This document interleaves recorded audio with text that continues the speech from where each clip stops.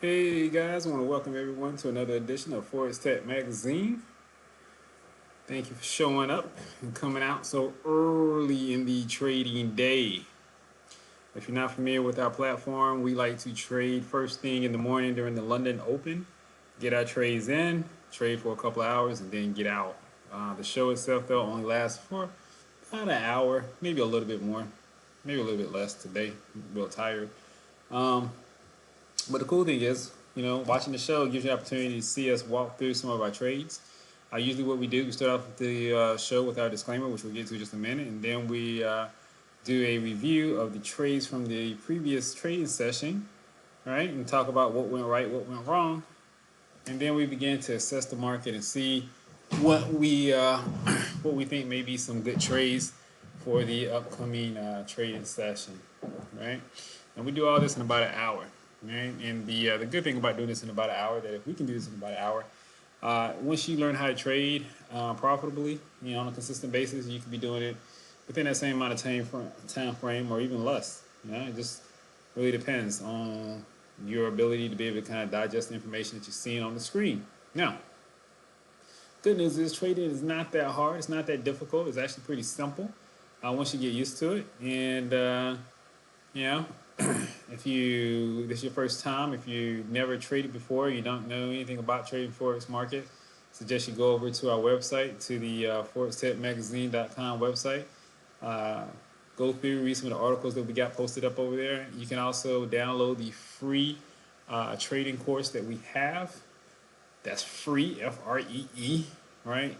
Trading course, and that will help you get started on your journey to becoming a better trader. And also, too, even if you are, excuse me, seasoned trader, a veteran, and you just want to kind of go back and review some of the fundamentals, feel free to go over there, check it out. Let us know what you think about it. We'd love to hear your comments. We're always looking for ways to improve your overall experience and help each and every one of you to try to become better, more profitable traders over time. Now, I want to go ahead and get into the disclaimer. The information that you're going to be receiving from Forex Tech Magazine and myself is strictly for educational and entertainment purposes only. None of this information that I'm giving you should be viewed as financial advice. If you're looking for financial advice for yourself, your business, your family, or whoever, my suggestion to you would be to go and seek the counsel of a licensed professional, licensed competent advisor. Okay, a licensed competent advisor. All right. Now that we got that out of the way, let's get into our trading day. I'm just gonna take another sip of my coffee here. All right, to wake me up. Man, that's horrible. Um, Not a coffee drinker. I'm just drinking the coffee so that way I can stay alert and perhaps give some energy uh, to our conversation here. Hate coffee, but I needed coffee. All right, so yesterday, a couple things that I was looking at yesterday, and that I was talking about doing was um, filling the gap. Right? And I don't know if you guys ever heard this term before. If you ever heard me use this term before, but it's a very common term throughout the trading world. It's discussed when you have these gap downs in the market, like you see right here. This is as of the 4 o'clock. It's at 1600, 4 o'clock, Friday, October the 12th. And then this right here is as of Sunday at 5 o'clock, right? And essentially what it is, there was a gap between the close on Friday and the open on Sunday, right? And a lot of times these gaps have to do with orders being placed that, that just didn't get placed during that time frame. So when the market opens, those orders placed, and you get a big gap down or a gap up, right? Now, the way the trading legend goes is that anytime you see a gap, that window right there, that at some point it's going to have to be closed, right? At some point the market is going to close that gap. Now, the question is, nobody knows when that gap is going to be closed. That gap could be closed during that trading session. It could be during the next few trading sessions. It could be next month, next week, next year. Who knows? But at some point that gap is going to close. And what I mean by that, price is going to retrace and go all the way back up to or through, this area to close that gap, right? And so yesterday, I wasn't really impressed by any of these setups in the Great Britain Pound to really do a trade based off of, just the setups, the way it was looking, like it's kind of just moving sideways, consolidate a little bit. But when I saw that gap, I said, wow, you know what, this could be an opportunity to at least try to trade the gap, right? Since I know the lure of the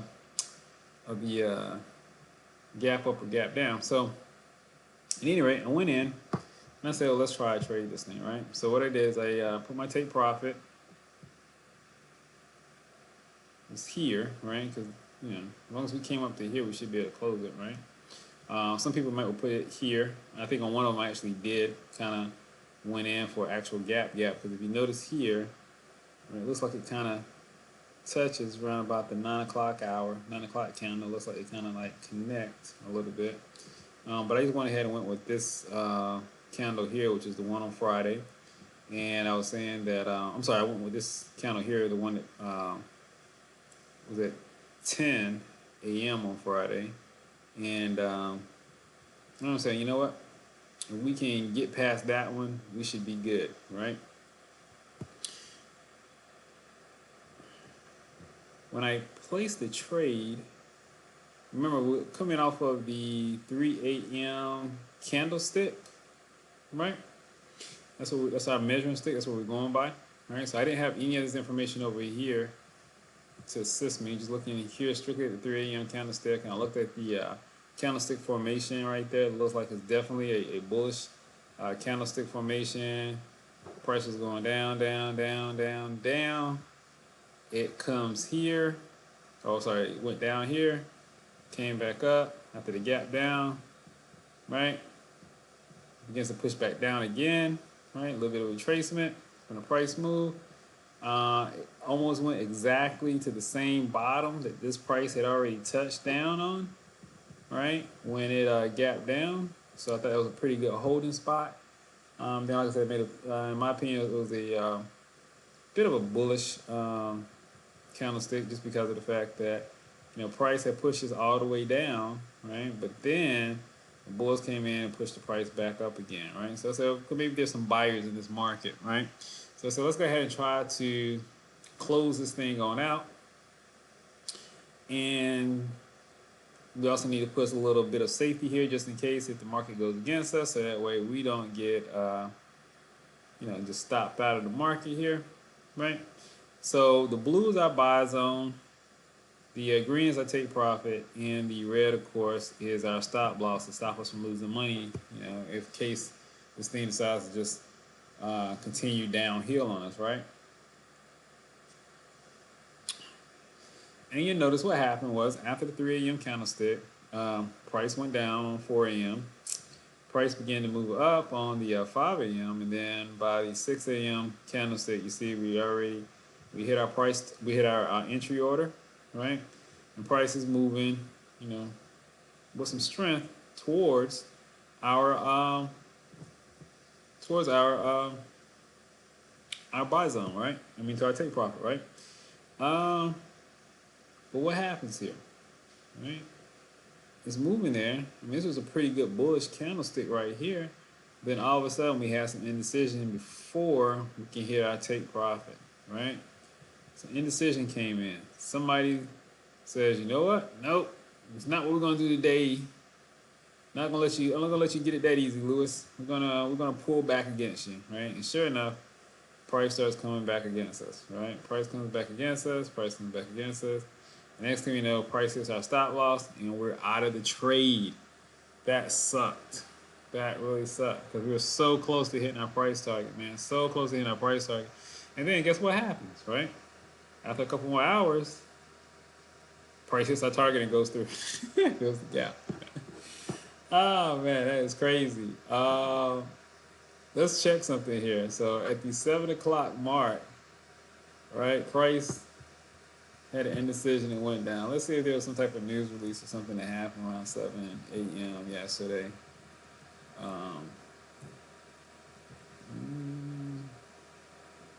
No, I'm not seeing anything. I'm not seeing anything out of the ordinary for 7 a.m. So that really sucked them. You know, nothing out of the ordinary for 7 a.m. Nothing other than the fact that price went up and did not pull through, and then hit my stop loss and got me out. Now, couple things.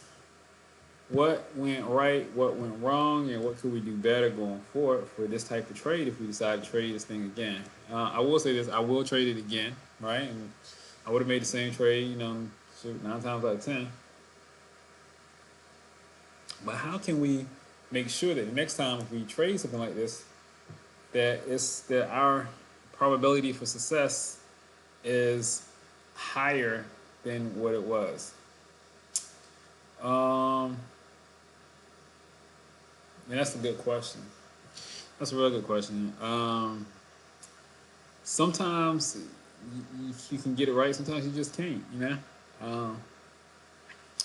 Only thing that I can really think of that we could have did better this time than we did last, which was one, we could have moved our stop loss. Once we got into the profitability zone, moved it up, right? Into locking profits. And really, that's about the only thing I'd be willing to do, because for me to say that I would be willing to move my stop loss down and take a bigger loss if the market moved against me, realistically, it's not something that I would say that I would want to do, right? I mean, looking at this right here, hindsight is 20/20. So yeah, it's easy for me to sit here and say, yeah, you know what, I should have just moved it down some more and then, sustain a bigger loss if that would have been the case. Give the market some room to wiggle, and then I could have made. I don't know that I could. I don't know that I'm that type of trader. I'm the type of trader that I rather take small control losses and get those base hits here and there, and eventually I score a home run. But I just can't see myself taking on more of a loss to try to score on a trade, right? I just don't see myself doing that, and the reason being is because I feel like that the more risk I take on, the higher the probability that I will either blow my account up or run out of money at some point. Sooner rather than later, right? And the thing about losing money in the market is that you got to make that stuff back up, and if you lose 20% of your account, it takes more than 20% to get back, your account. I mean, think about it. If you lose 50% of your account, you can't just go back and get, earn 50% and get back. No, you got to earn like 100% to get back to where you was at. So it just, when you lose, it just makes it tougher for you to get back to where you was at. So that's why it's so important to try to minimize your losses and take a profit whenever you can. I'd rather take a small profit than a small loss. And I definitely rather take a small profit than any loss, period. I'd rather take a small loss than a big loss, I meant to say. And I'd rather take a small profit than any loss at all. So if I had to go back and do this over again, my recommendation would just be to move up your stop loss if you feel comfortable with it into the profit zone, and then sit back and wait for that trade to hit. And if it doesn't hit, at least you didn't lose anything. Unfortunately, when this trade was going through, I was doing something else, and so I wasn't able to be at the screen to watch it. Because once again, the reason why I set this stuff, set my orders and put everything in place is because I want to have a life. I do not want to sit here and watch this screen 24 hours a day, 7 days a week. And some people do, and some people love it, and that's great. Early on in my career, that was me. I used to sit there and I used to look at it and I used to love it. But now, I got other things I'd rather do, people I'd rather see, places I'd rather be. And so what I like to do is just kind of go in, do my analysis, pick my my entry and exit points, and set it and go live my life, and then come back, in a couple of hours or so and see what happens. Kind of like fishing. You ever been fishing before? And you throw your line in the water, and then you got the little bail on there, you got a little cork or whatever, a little float out there in the water. Put it out there, see what happens. If something bites, okay, I'll get up and see about it. If it doesn't, and I'm not gonna worry about it, man, because I'm just gonna try to relax. So that's me. But anyway, so that's what happened on that trade. So we lost a little bit, lost a couple of coins on that one, right? Which that sucks, but it happens, man. It happens. You can't be in this thing without, it happening from time to time. All right. Similar situation here. Let me see if I can draw these lines up in here real quick. Let's see. Wins, take profit was going to be.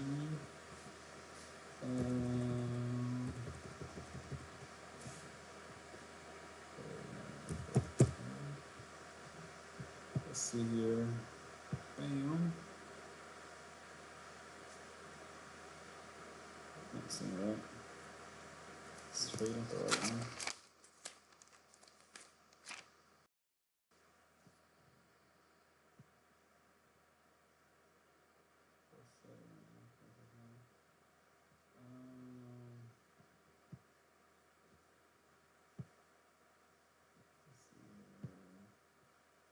So he's green for take profit, then he's blue for the entry.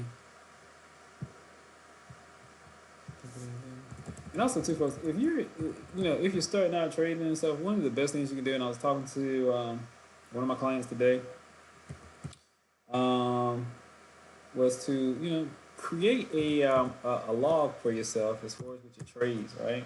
So whenever you're trading, have something where you can write down, your entries, your exits, your take profits, all that good stuff, and so that way you got something to reference to go by and say that, hey, you know what, if so that way you can go back and look at your trades. So that way, if you don't win and if you don't make money, you go back and analyze it. And you can say, okay, well, what went right? You know what I'm saying? Okay, well, what went wrong? And then you can kind of go back and look at it. And a lot of times, what you see, because most people are just kind of undisciplined, all right? And if you can learn how to be disciplined, it goes a long way with your. It goes a long way with your trading, all right?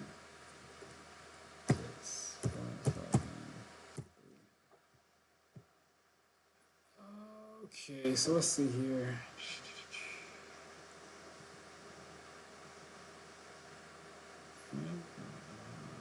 Okay, yeah, this right here was a crazy one, folks. This one right here, oh my goodness, this sucks so bad.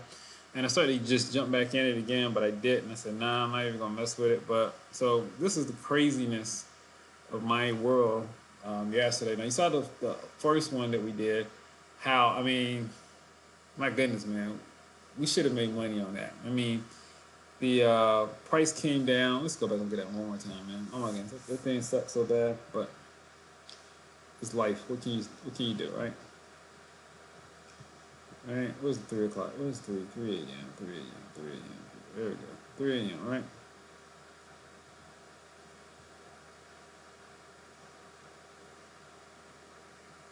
Oh, that's not the right one.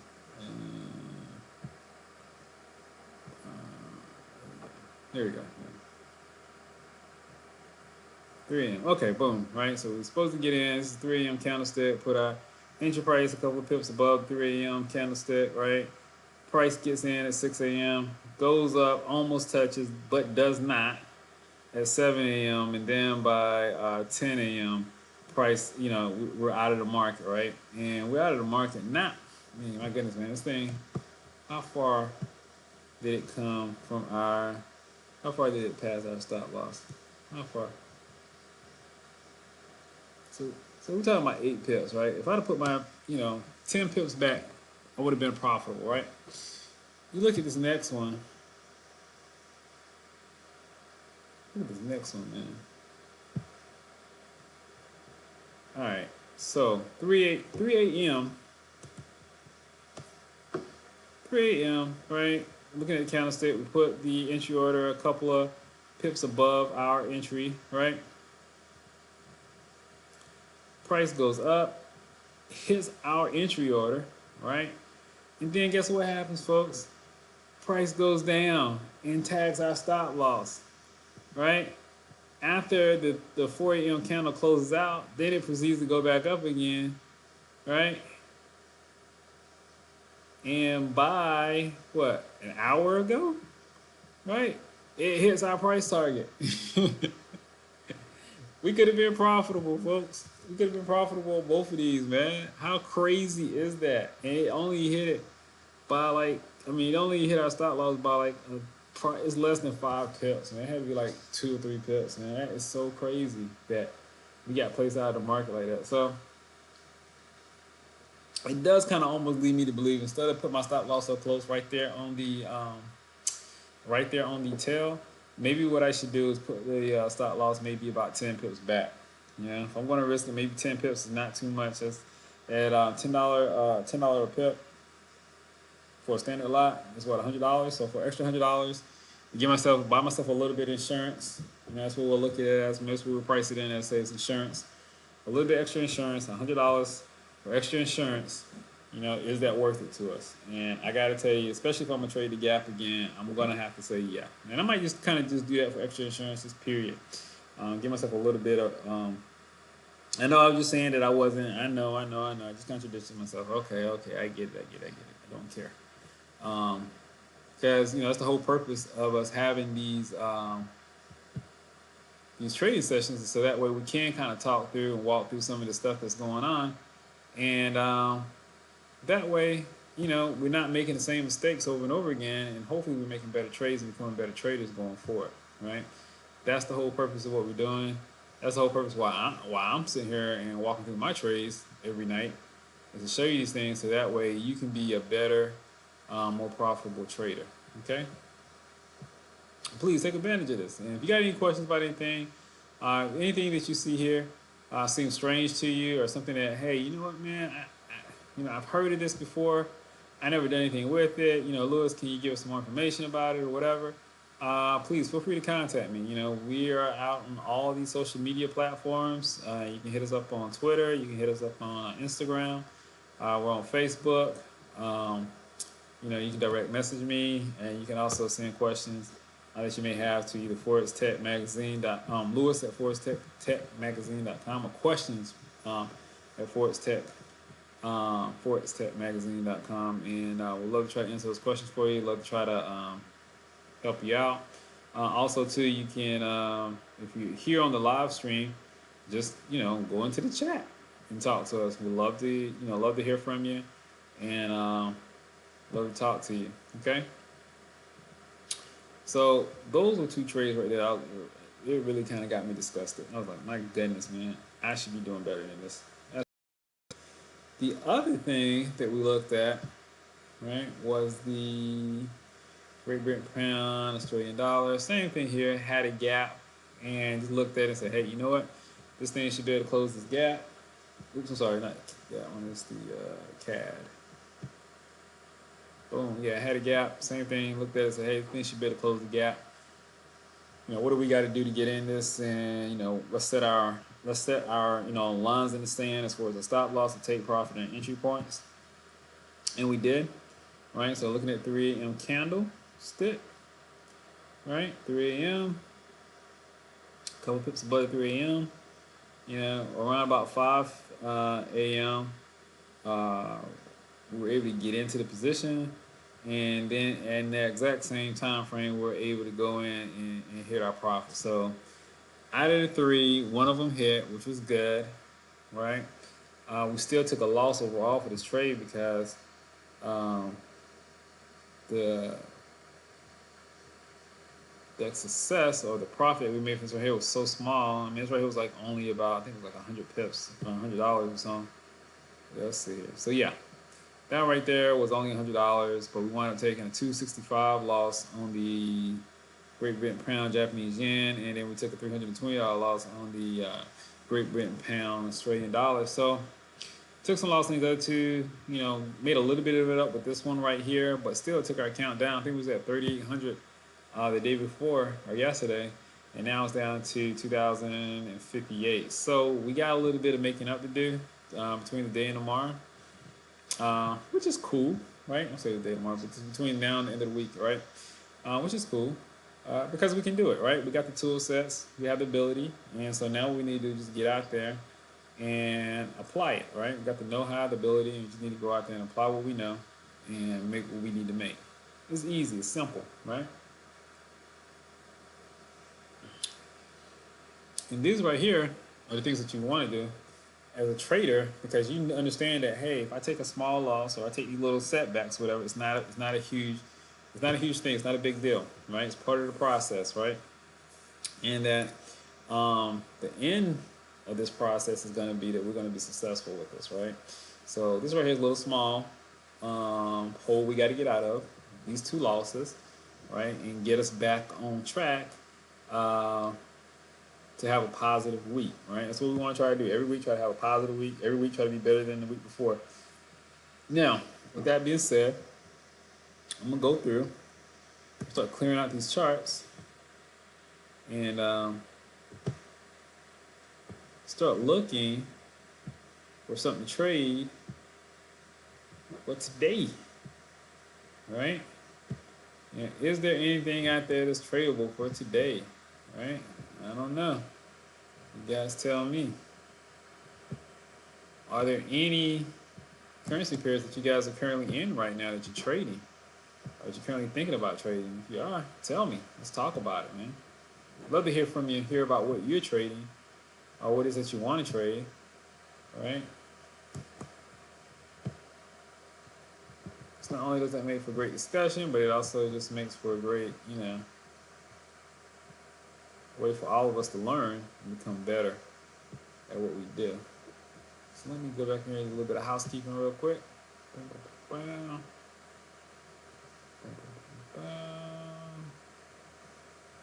See here. Okay. All right. So,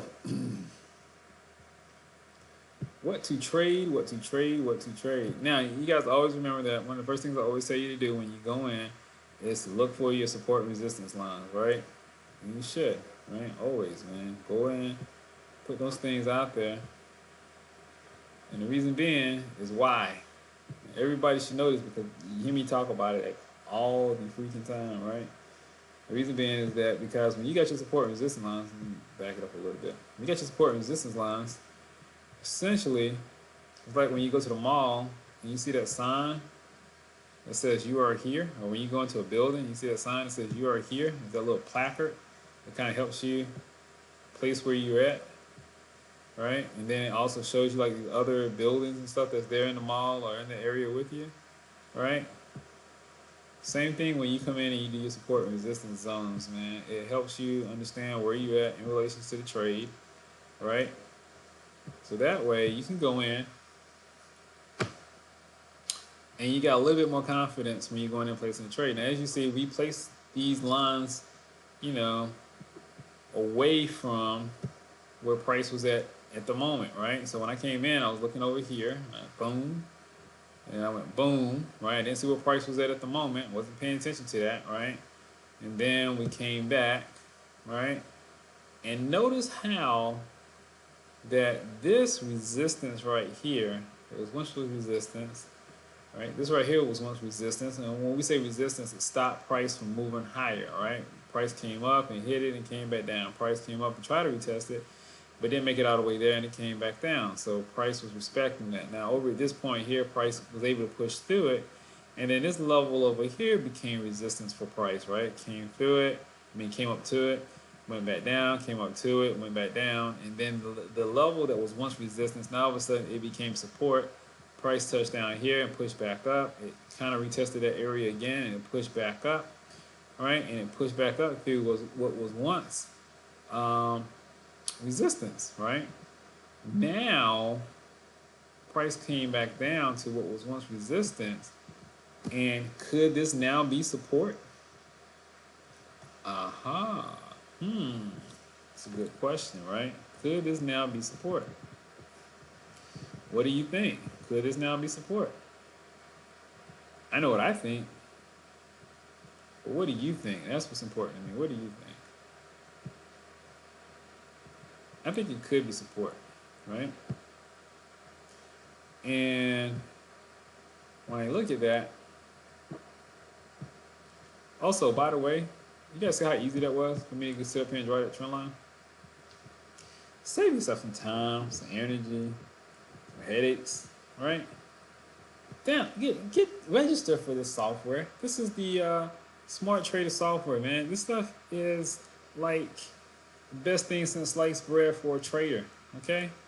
If you're not using it, you need to use it. Go to the site. You can come to our website. There's a link there for it. You can also go to our Twitch channel. There's a link there for it. you need to get it. And the reason being is because it just makes trading a whole lot easier.